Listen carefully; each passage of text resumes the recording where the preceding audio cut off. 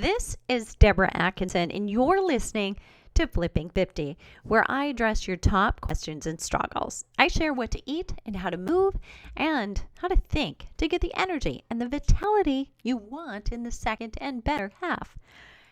I'm going to dive right in. This show, based on the title, leaves no question marks. When menopause weight in inches won't budge. Simple as that. Here we go. When it feels like you're doing all the right things and nothing works, you skip a workout and it's like 5 more pounds come on. You do the workouts and you're slammed with fatigue. Still, no weight comes off. If you're in this place, any one of those places, you've heard other women talk about, but you never really got it until now, you're in the right spot.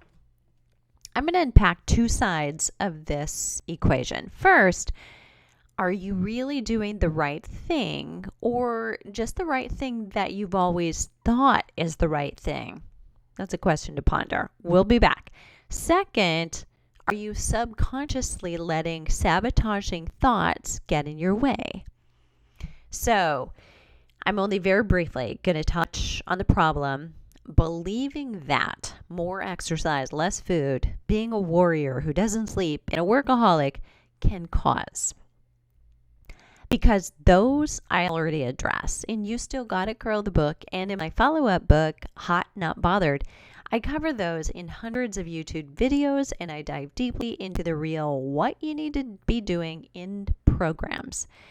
The fastest way to get support around myths that you still believe is the 28-day kickstart. So I have to teach that a little bit.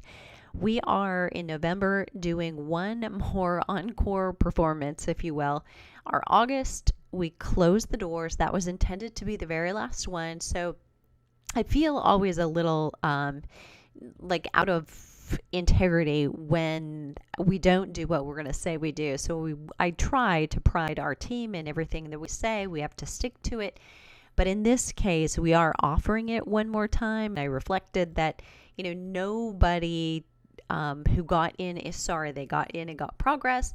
However, for those of you who were too late and were thinking, I wanted to do that, but I couldn't, and August wasn't a good time. I get it.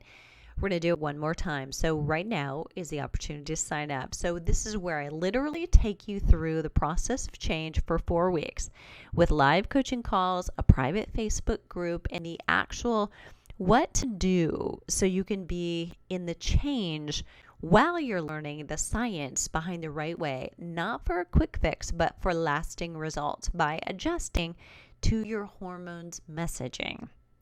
They're telling you what to do, and you have more control over the results you're getting if you pay attention and you know what to do. I'm going to give you the know what to do part.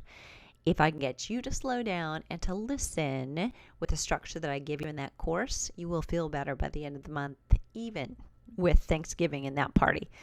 I will link to the 28-day kickstart. It happens to be open just now while I'm recording. So if you're seeing this after the fact in 2020, when we first offer it again in February, it will not be the same. It will be for those of you who need a simple system for starting exercise.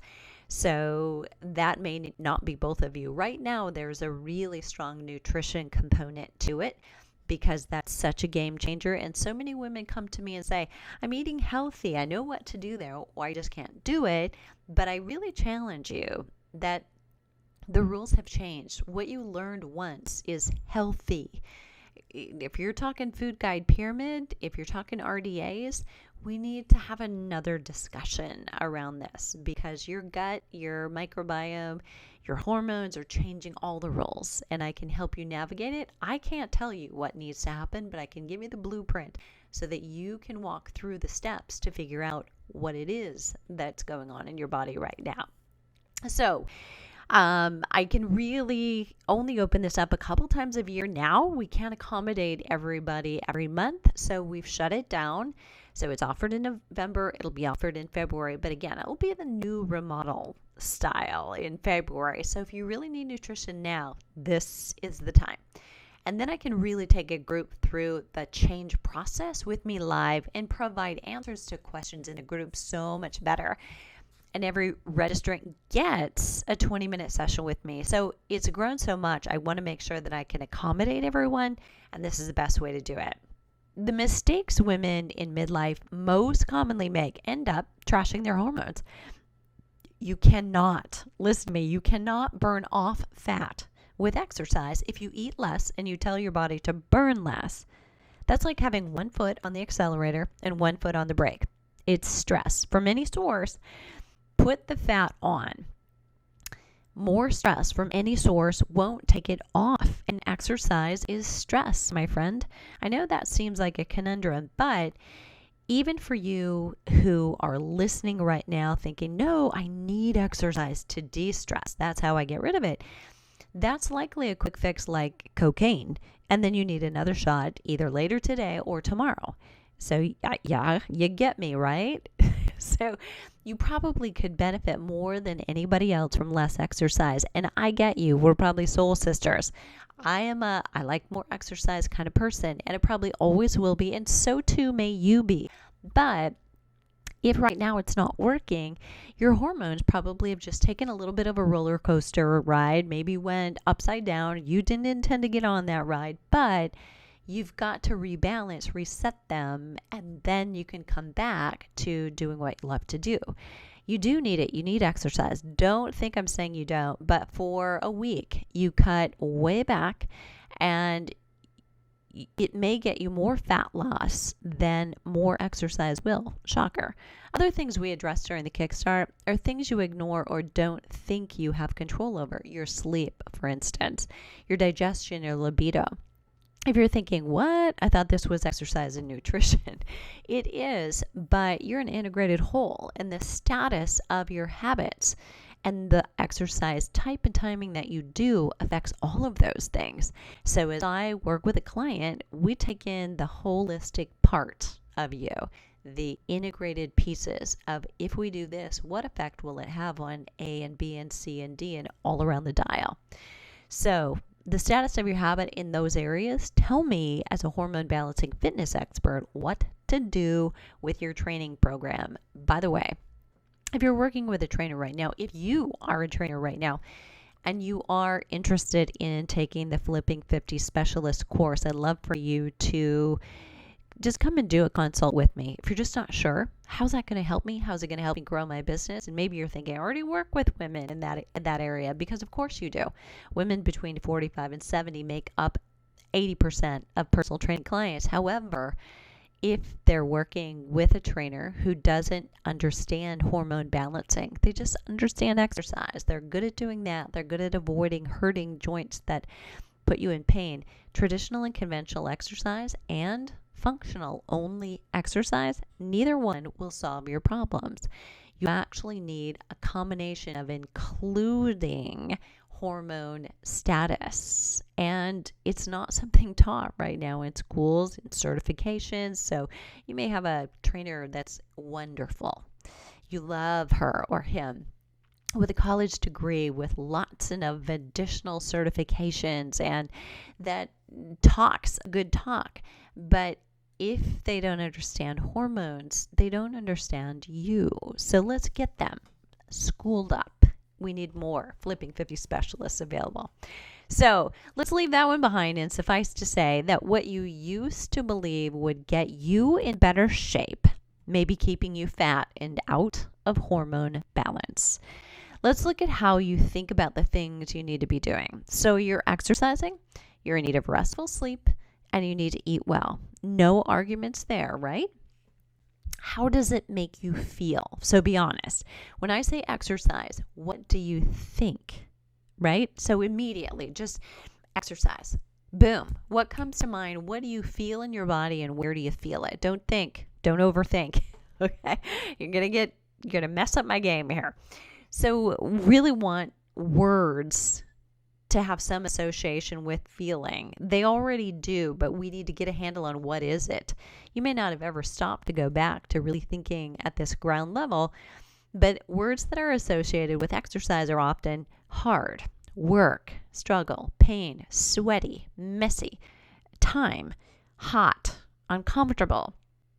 I mean, those maybe specific things that come up for you. Maybe time that comes up for you most, because that's one of the biggest objectives. Tap into the emotions around exercise that you've got right now. Here's a tricky one. Even if you love exercise, but you're so busy you can't do it like you want to, exercise can be something with negative emotions tied to it, right? Let that sink in for a minute. So if you're listening to this and you can, pause. Do it. Just associate with what words, what feelings that you come up with, and then jot them down, and then come back to me. Just stop, think, or better yet, write it down. What's your response to exercise? Go. Do you attach impossible goals to exercise? Do you tell yourself you have to do it every day? You have to do it more than last time, or go further than last time. You want to be good at certain exercise, even though you virtually have no experience doing it. Anything there resonate? Again, pause. Stop right there and think about when have you ever had so many expectations that were really ridiculous? Like the first time you ever do a 5K or go on a 10K or a half anything or, a full anything. It doesn't matter, but you were disappointed in your result. I mean, seriously, here's the deal. The first time you do anything, it's a PR. It's a personal record, simply because you had nothing in the books at all. So now you've got something to compare it to. You can try to better your own time, but you have no business thinking, oh, you should have done better, because you couldn't have. You'd never done it before. That's ridiculous, right? So think about, what would you say to anybody else who had these outrageous expectations about themselves? So think about it. Don't skip really thinking through for yourself what this is like. If this is important, change can't happen if you don't tap into the emotion of change, because it may be that there's some feeling there that you haven't even stopped to consider that's actually in the way. So if you're back, let's go. I hope you really did it, right? This is different than some episodes. It's a lot more interactive, and it's a bit like a workshop. I would do this as a part of a retreat. You can't really just listen to something and kind of get it, have it really sink in to you. So if you're just listening, that's the difference between the learning curve, right? You actually have to interact. Think about when you go to school, maybe you're in school right now, maybe you teach workshops, but the best teachers try to engage as many senses as possible. So there is something to look at, there's something to listen to, there's a worksheet that they'll have you write down, they'll have you turn around and talk it to somebody else, and all of those things would be great ideas. But start with this. So ideally, this is what I love for you if you're not already doing it. Walk, move, listen to these podcasts while you're moving. That's kinesthetic learning, because it's going to stay with you longer. It's going to feel like I'm with you while maybe it's just that you're commuting for someone, but I love to listen to podcasts and or trainings while I'm walking. And it's begun to take over for music. So I might use music when I'm running, but I will listen to an audio training while I'm walking, because it stays with me much longer, because you really learn it. So do these kinds of things. It's very beneficial. And if you want to change, you have to overcome the power of patterns and habits that you may have had for a really long time. This is a quicker way to do it. You've got to get the emotion into movement and think through, but not just kind of watch it like it's on a screen. I mean, like when you go to a movie, don't you feel like you're in it? You're in the scene. Like at the end of a movie, you exhale, right? And you realize, I didn't even know I was holding my breath. I didn't realize I was like barely breathing the whole time, because you're in it. You're immersed in it. And that's the difference. We can watch Netflix, but it's not quite the same. So if you're talking to yourself while you're listening to this thing, or you're nodding, that's a great indication that you're really paying attention. I do it all the time. I will be on a walk or a hike, and I'm listening to one of the podcasts or trainings I follow, and I'll be responding. I'm sure it's entertaining for commuters or my neighbors, but it works for me. Okay, moving on. Does nutrition trigger you?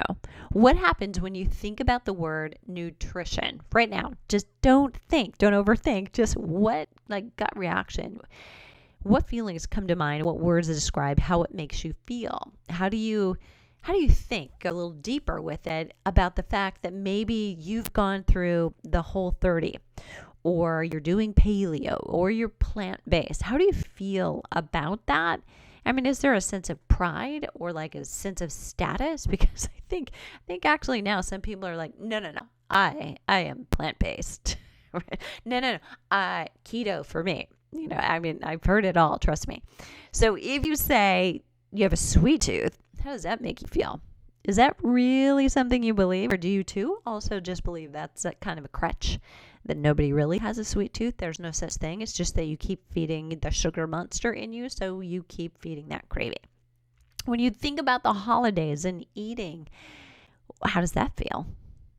I mean, what emotions come up? I mean, do you just kind of start to dread just the overindulgence and the richness and the constant food, and, in the way that you may feel at the end of it, because you've been there quite a bit, right? 50 times or 55 or 60, depending on how old you are.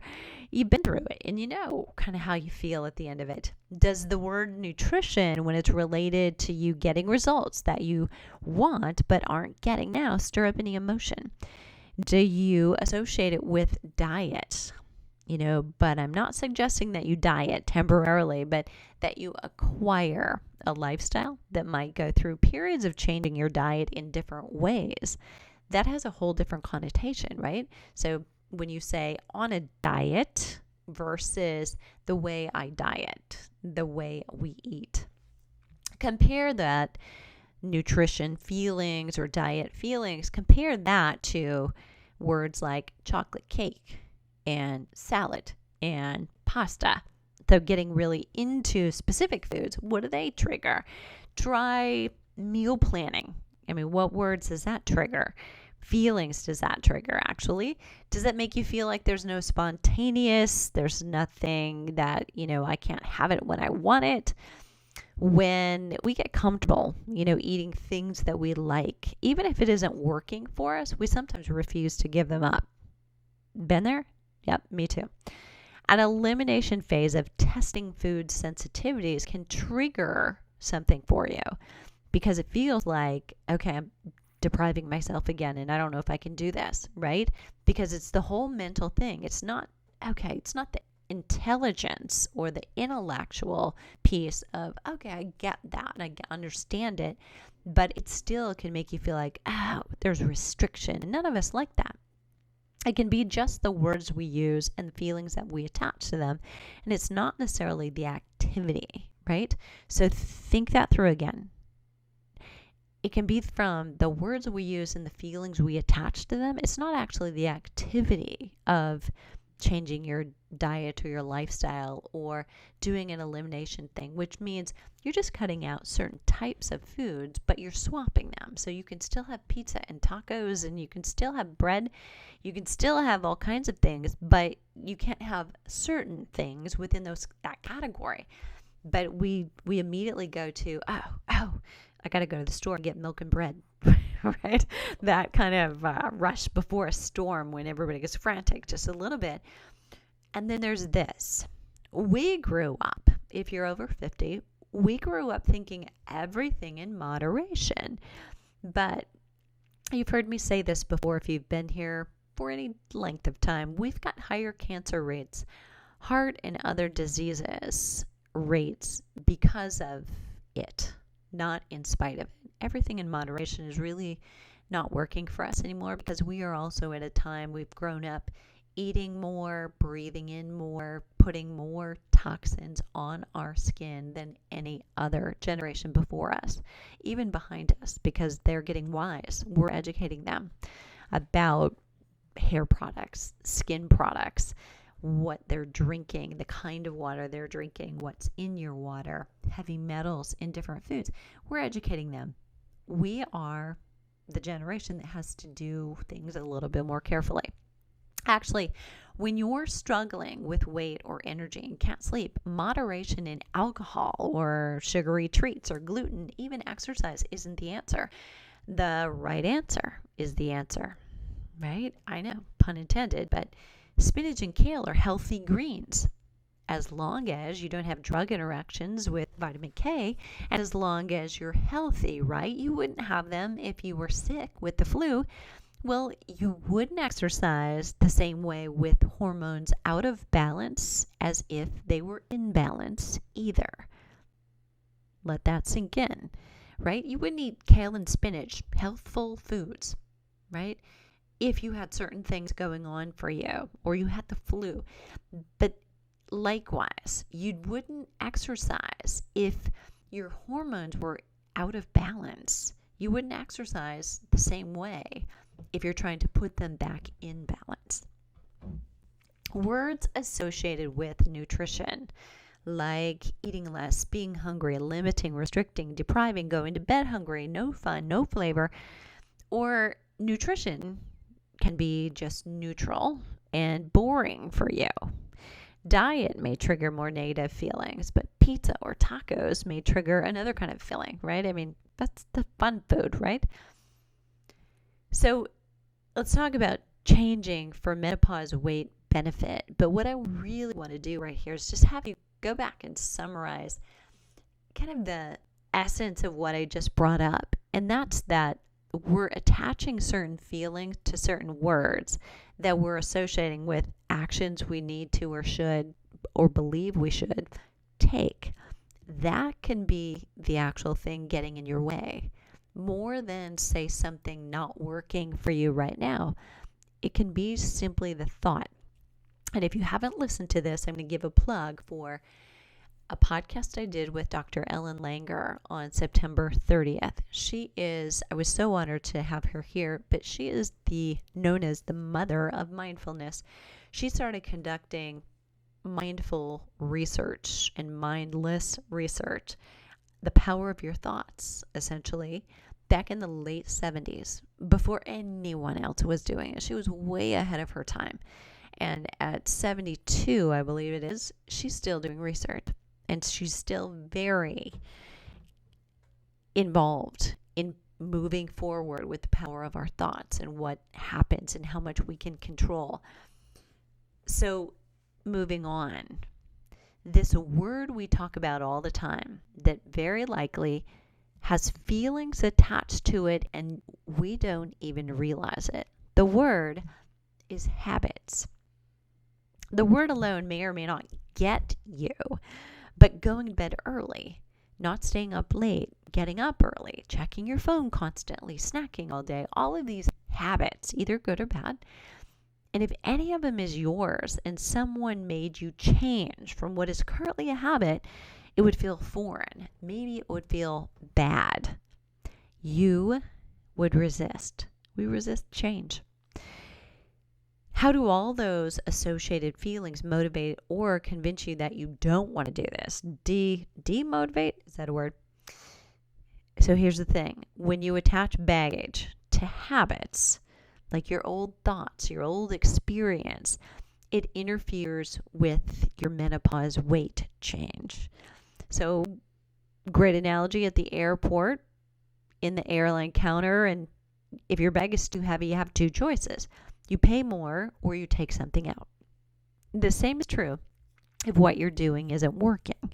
Some of my students embrace change and understand the process. The students that keep finding themselves exhausted or carrying more weight are still trying to eat less and exercise more. They try adding more supplements and trying more shortcuts before they've got the basics. 10 years ago, I remember trainers. I had 24 trainers working for me as I supervised them at 3 different locations in a business.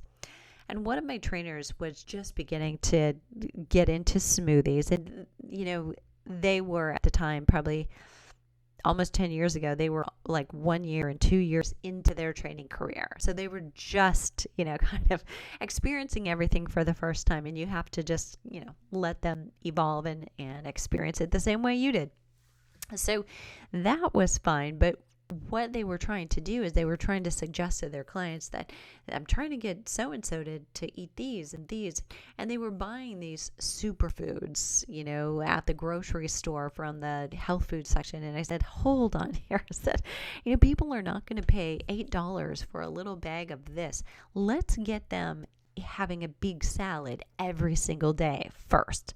Let's get them adding one more cup of vegetables to their total at the start of the day, at the end of the day, and make sure that, they're just meeting the bare minimums. So it's ridiculous to invest in superfoods unless you're already eating a few more vegetables every day, getting rid of processed and fast foods. And the same is true here, right? So don't take those shortcuts. You've actually got to look at what habits are you doing right now. Just list them. What's your morning like, your lunch like? Do things in 3-hour blocks. 6 a.m. to 9 a.m. What's your day like? 9 a.m. to noon. What's your day like? Noon to 3. What's your day like? 3 to 6. What are your habits? And I'll bet you that around getting up time, breakfast time, you have a lot of kind of set habits, probably a little bit looser during the day, but as we get closer to bedtime, your habits are probably, again, more ingrained, right? It's something that happens every day. But then occasionally there is that middle of the afternoon, you find a reason to go to the store. And then when you pass by the malted milk balls, you pick them up.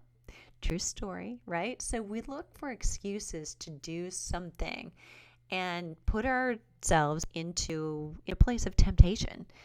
Even if we know consciously, if somebody just nailed us on it, we would probably have to say, yep, I was going to do that. I was so going to do that.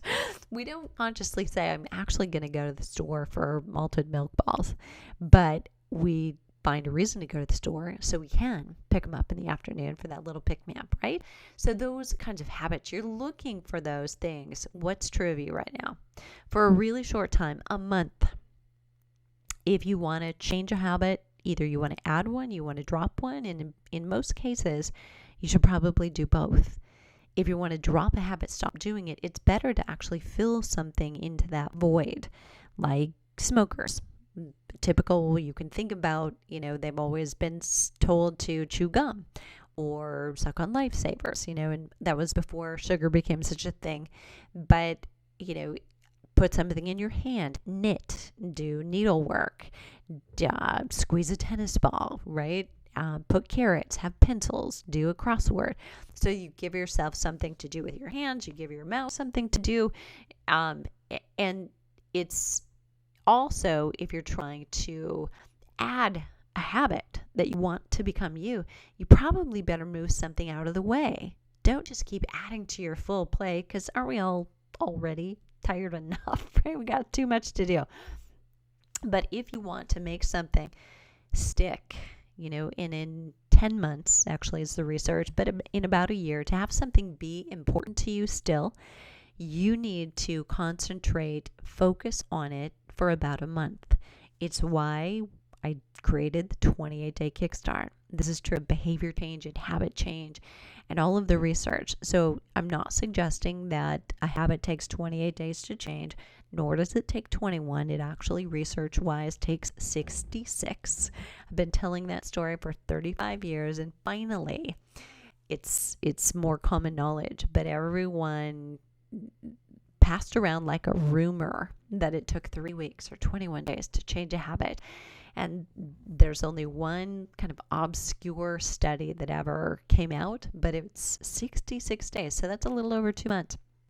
But in 28 days, if you focus on something, you can make it still important to you. So during the 28 days or 30, you're going to work on creating new systems and breaking old patterns. That's what happens.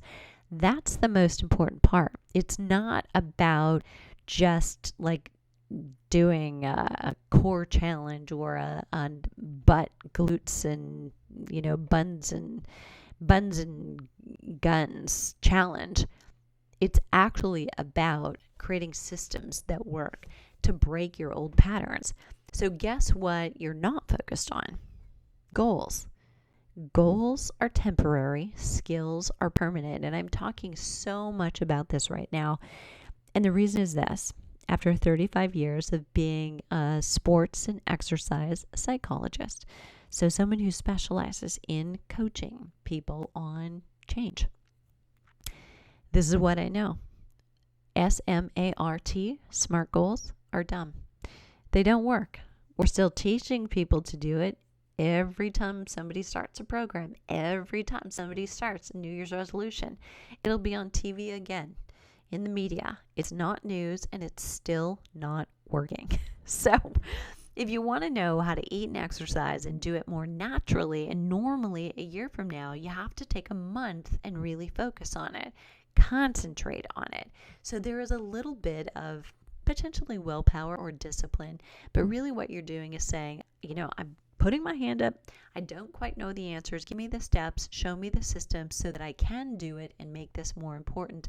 And then the more you engage, the better. The more you ask questions, the more you either write them down, put them in a private Facebook group, or you raise your hand and ask a question in a group setting. Turn around and teach it to your spouse, significant other, somebody else in your household. That helps you really, really learn it. And also really important is making an environment where doing what you want to be doing is easy, not hard. So if you're a smoker and you want to quit, and you live with 4 other smokers, it's going to be really tough. And it's similar with exercise or with eating differently. There's both a need to stop something and to start something else. We covered that. But with food, you have to get rid of the stuff that you don't want to eat. I call it a pantry raid. In the 28-day kickstart, and many of you have already watched all 39 episodes of Flipping 50 TV. It's an early part. If you bring it into your house, you plan to eat it. I don't care if it's in the back of the freezer. You plan to eat it. So if you're done with that, you really want to make a lifestyle change, you're throwing it away. Create the least resistance possible by getting a plan, clearing the time, and getting your thoughts about it right. Tell your friends and your family. Thinking in advance about how you'll overcome obstacles like approaching holiday dinners or parties, tailgates, time alone, when you might ordinarily eat food you don't want to eat. Let me come back to baggage. If you get negatively triggered by words like workout, or exercise, or by nutrition and food planning, for instance, rename the actions, rename the thing. If you'll notice, with most of the Flipping 50 programs, they don't say workout. They're flips. So as we go forward in 2020, what you're going to find out is we're going to be calling parts of what we do with recipes and substitutions. We're going to call it a food flip. It's just a flip. Different food. Exchange this for this. You can still have the tacos and the pizza and the spaghetti, but we're just going to do it differently. So it's not like we're taking something out and you can never ever have that again, but you just will have it this way temporarily. And you may discover it actually tastes better and your taste buds come alive. Bonus. So you may have to look at what it is you're telling yourself you want to do. If you want to lose weight, for instance, what if you focus instead on getting healthy and feeling good? The side effects on the side of the bottle are going to read, warning, may cause optimal weight, right? If you get healthy, your body will naturally release excess weight that you shouldn't be having anyway. The point is, though, that there's no negative association with getting healthy. There's no negative association telling your brain to avoid. You're much more likely to create the system that gets you where you want to go. It's just that your GPS is broken. If you're telling it to lose weight, your body won't do it because you're focusing on the weight. The more emphasis you put on that weight, even though you say lose weight, your brain doesn't see the word lose. It only sees weight. And it's kind of saying, I'm a larger size person. I weigh more. I have more weight. That's what is gathering. So change the goal. Change from workout. Workout in the brain is work, right? So catch yourself on that. You do not want to be complimented by, you're the hardest worker in the gym. You always work so hard. Those are not good things for your brain to hear. You want to retort or come back with, for me, it's play. It's fun. I love this. You do not want to associate yourself with working hard because your brain is like resisting all of that. That, I know, seems like mumbo jumbo potentially, but that will prevent potentially your body from getting the results that you want. It's play, it's fun, it's joyful. What happens to your body when you say those words? They're lighter, aren't they? They make you feel lighter, and they may actually help you be lighter. So is this like menopause weight loss voodoo? This is no woo-woo episode. There's literal science that began in the late 70s, and it was Dr. Langer's. She was the first to do it, about the body's ability to change based on your thoughts. And your emotions are a result of your thoughts. So if you tell me how you're feeling, we know what you're thinking. We know what you're associating with certain things. So when someone in one of our Facebook groups for a program says, I'm just not motivated, that's potentially, there's a feeling underneath it that I would dig if I had that person on a live call at the moment. So we really want to look at, why aren't you motivated? How does the workout feel? When you think about doing the workout, what does it feel like? And maybe the first thing you need to do is change and not call it a workout. The session, when you are going to move this afternoon for your health, how does that feel when you think about doing it, right? So changing the words can help. So it's very, very important. Think about the difference between if I say hard work and then if I said vacation. Which one do you want more of? What if I said struggle or I say ease? Which one do you want more of? What if I say discipline or naturally? Which one do you want, right? It's pretty clear which one would be the easy one. Which one would be in flow, just simple. When you think of fat burning or calorie torching exercise, what comes to mind? How does it make you feel? For 80% of the population, the feelings associated with that are hard, effort, intimidating, doubt, failure, exhaustion, punishing. Are those words positive or negative? Right? And what will that do for your desire or to the amount of resistance that you have? What will your desire or resistance have to do with the results you want? What will desire or resistance do for long-term staying power? The ability to change your life. We need to make it easier to succeed. We simply need to make it easier. And it starts with the words, the descriptions, the way you talk about things. So if you're infamous for saying, I have to work out today, right? You really need to change that to, you may need to work out, but changing it to, I want to work out because I'm going to feel so much better. Maybe when I'm done, right? Maybe you're not loving it while you're doing it, but flipping your language makes a huge difference because every cell in your body is listening. It's not going to start potentially. It's not going to stick potentially, and it's not going to be retained if you're using negative types of words, ones that for you trigger negative emotions. 2 things you want to do to lose menopause weight. Identify your thoughts, which are identified by your feelings. If you know how you feel about something, you know what you're thinking about it. You have a relationship with it that sabotages you.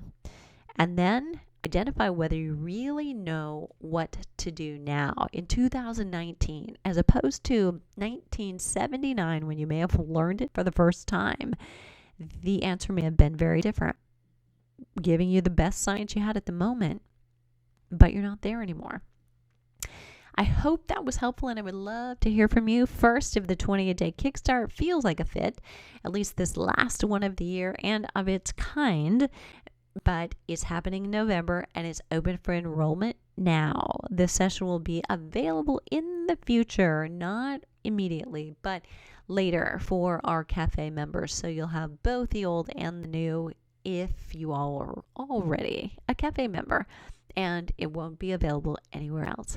So if you'd like a live connection with me via a retreat in Scottsdale or in Boulder, or private coaching, which, by the way, my private coaching clients come to retreats for significantly less than anybody else, please contact us at Deborah@flipping50.com, and my customer service experience wizard will give you the next steps to learn more.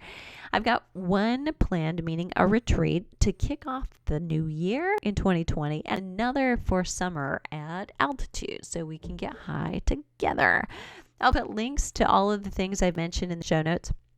Menopause weight and inches are temporary, girlfriend.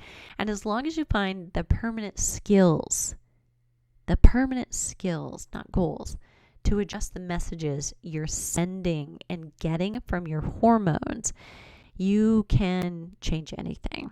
You've got this.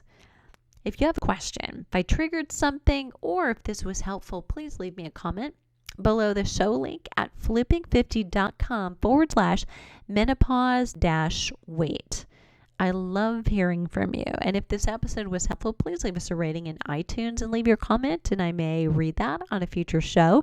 And then share this with a friend. Surround yourself with a supportive community of women who are on the same journey.